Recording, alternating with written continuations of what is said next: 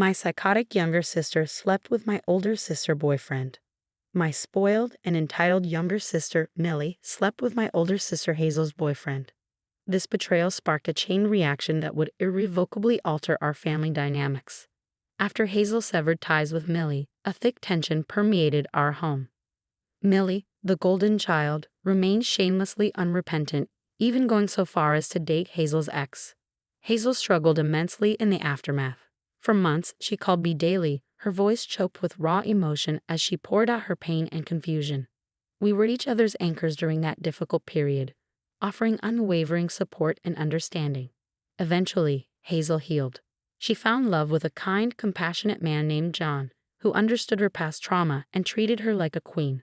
They married, and I had the honor of being her maid of honor. Hazel, in a gesture of forgiveness, even invited our parents to the wedding, despite their enabling of Millie's actions. However, they chose not to attend. Years passed, and our parents, consumed by guilt and longing, reached out to Hazel, begging for reconciliation.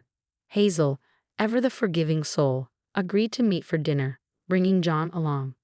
Millie, accompanied by her husband, Hazel's ex, was also present.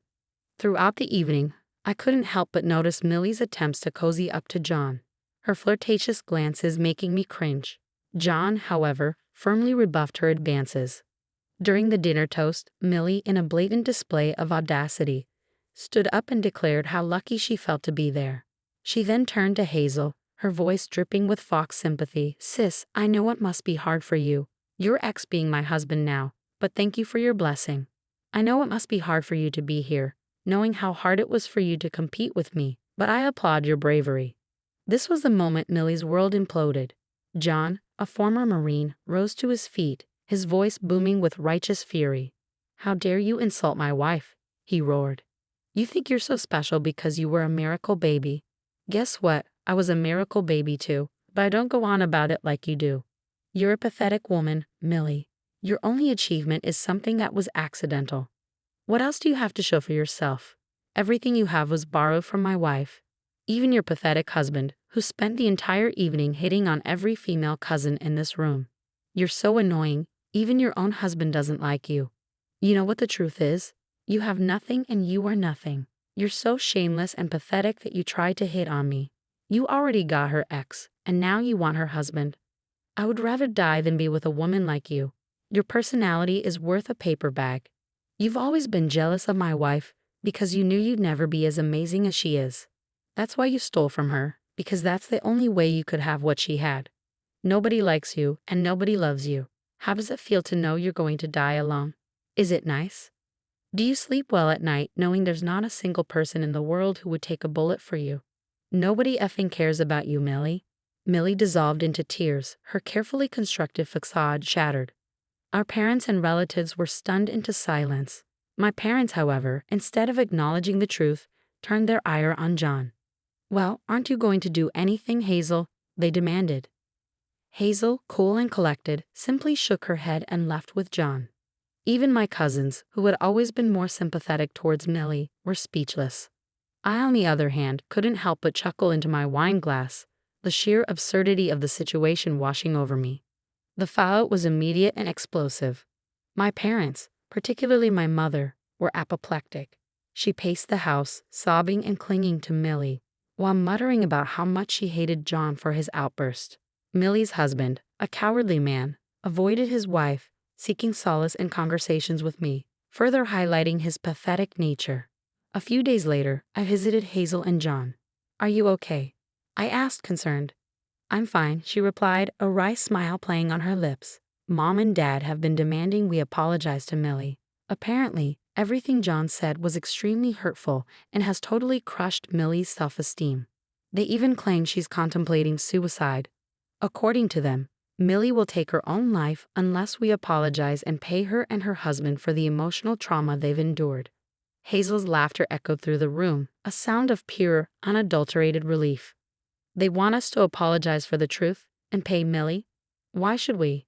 If anything, she should be reimbursing us for the years of emotional trauma she's caused us." Hazel thankfully had the support of the family. Many of our cousins, unaware of Millie's past transgressions, were shocked by her behavior. They had always believed, due to her miracle baby status, that she was an angel. I apologized to John for his outburst, but he brushed it off. "It's fine," he said, his voice weary. "I lost it. I had really toxic parents, and I projected my own anger onto Millie. It's just, I can't stand her." Even our cousins, who had initially been hesitant, were now making fun of Millie, turning John into a hero. My parents, however, remained in denial. They couldn't accept the truth about their daughter. They were still clinging to the illusion of the golden child who could do no wrong. A few days later, John called me, asking if I could meet him. He explained to Hazel that he had to go out with some business associates. He then took me to a secluded spot, pulled out his phone, and showed me the endless stream of messages Millie had been sending him. They ranged from apologies and pleas to talk, to vitriolic attacks on Hazel, to declarations of his unworthiness, to explicit texts and provocative photos with captions like, "I can screw better than Hazel, you know." John was furious, his face etched with disgust. "Does this woman have no shame?" he asked, his voice strained. "Enough is enough. My parents need to see what kind of person Millie is." I agreed. It was time for my parents to face the consequences of their blind devotion to their golden child. We arranged a meeting, keeping Hazel in the dark to spare her the stress. The last thing she needed was Millie causing more trouble in her life. The following week, we sat down with our parents. As soon as John saw Millie, he went off on her again, this time with more control. He managed to stop himself before she could even shed a tear, though she was close. "You need to control your miracle child," I told my parents. "She's acting crazy. She's been sending inappropriate messages to John." My parents, predictably, didn't believe me. I showed them the proof, but they dismissed it as a fake account, a smear campaign against their precious Millie.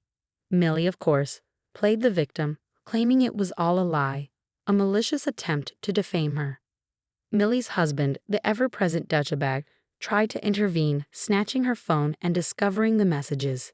He screamed and shouted at Millie, who was curled up in a ball, crying and unable to defend herself. "You raised a pathetic liar," he yelled at our parents. "The fact that I, of all people, have the guts to say something to her shows how far she's gone. She's crossed the line, even for her." I grilled my parents relentlessly. "You're a failure," I spat. "You always prioritize your golden child over your other kids. Where was your concern when your other daughter was betrayed? Would you have done the same if Millie's boyfriend was cheating on her with Hazel? You've enabled her so much that she's become an entitled brat. You should know that almost everyone in the family hates her and are sick of her. They're even starting to hate you because you've made Millie more important than anyone else your entire lives. And now it's finally biting you in the ass." John, his voice laced with bitterness, joined in. "You should be ashamed of the brat you raised. You're bad parents who failed to teach her morality. That's why she's after her sister. Look at her. Can you honestly say you're proud of your daughter? Are you proud that she's a homewrecker? Are you proud that nobody loves her?" My parents sat there, silent and defeated. They had no defense. "I'm done with you," I said, my voice cold. "Hazel and I are cutting you off. Don't even bother calling us. You've invested your entire lives in your bratty child, so you can just ask her for help when you're old." My mother started crying, claiming it was unfair that the family was shunning them. "Whose fault is that?" I asked, my voice dripping with sarcasm. My father looked defeated, his shoulders slumped. I knew there were other family members who had confronted them, threatening to cut them off if they didn't distance themselves from Millie. 6 months later, Millie, having exhausted her options for victimizing others, turned her attention back to our parents. My mother, still clinging to the image of the innocent golden child, continued to coddle her. My father, however, had started to see Millie for what she truly was. He was growing increasingly angry with her, and he began to learn how to say no. My mother, blinded by her love for Millie, failed to notice the hundreds of dollars in cash mysteriously disappearing from her wallet. Millie began showing up at their house with new things, new watches, new shoes. When questioned, she fabricated a story about receiving a government grant.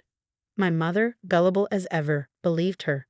My father, however, was suspicious.